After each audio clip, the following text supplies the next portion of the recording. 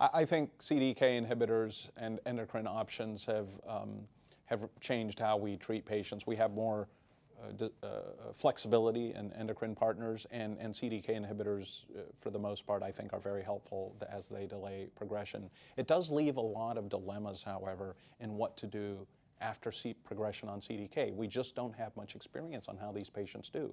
These drugs have been recently approved. There's 3 of them now available, and it's all happened in a very short period of time. We're 3 years into the first approval, and most patients now are being treated in the first-line setting. So we don't know how they respond to other drugs. How well do they respond to everolimus?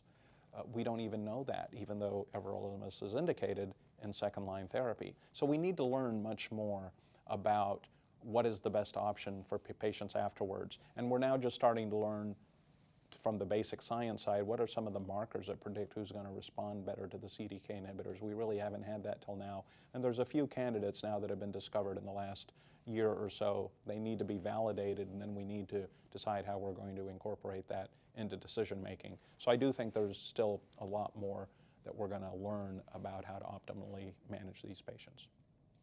The landscape of managing hormone receptor positive, HER2 negative breast cancer is going to be in flux and changing and evolving for quite some time. This is because there are a lot of new agents that are in the pipeline that are looking to change, in essence, the natural history of the disease so that we could potentially manage it as a chronic disease for a very long time by targeting various pathways that may be acquired resistance mechanisms or other methods that we can use in order to keep a patient from having resistance emerge or progression occur for very long periods of time. The landscape in general is including novel therapies such as oral SERDs, which I mentioned earlier, I think could be potential game changers in the therapy of women with hormone receptor positive breast cancer, because this class of drug is very effective, but has been limited by our ability to dose it with current formulations such as fulvestrant.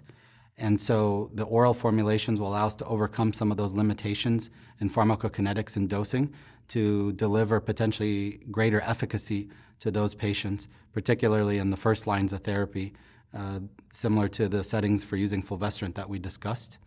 I do think that, in essence, what we are going to be looking at, though, is due to the plethora of agents that will be coming on the scene, sequencing and how to select from the vast menu of new agents that will be coming online to treat patients will become critical so that we can best personalize our therapeutic choices for our patients. So trials such as PACE that are looking at understanding whether or not we can continue CDK4/6 inhibition through progression, and just by switching the endocrine backbone may provide additional therapeutic benefit for those patients over time, is going to be critical.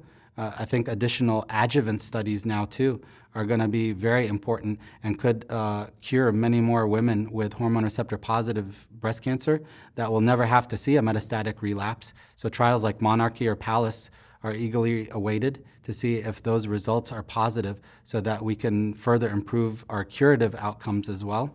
That could have an effect, though, on the nature of the disease that may relapse through those treatments.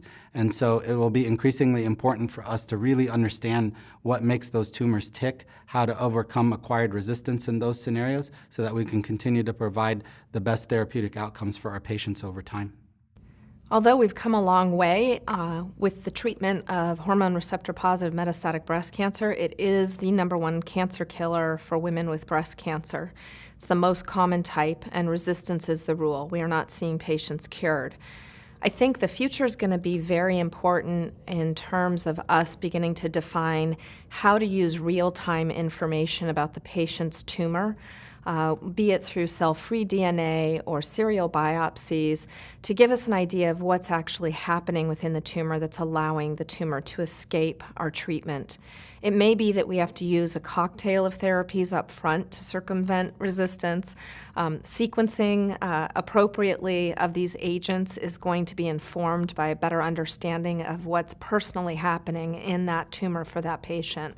So we have a lot of work to do, We also have areas of unmet need, namely patients who develop brain metastases, because it does happen here. So I think looking at drugs that cross the blood-brain barrier, for example, abemaciclib, is going to be very important, and helping to find treatments that are going to make patients live longer and maybe even be cured.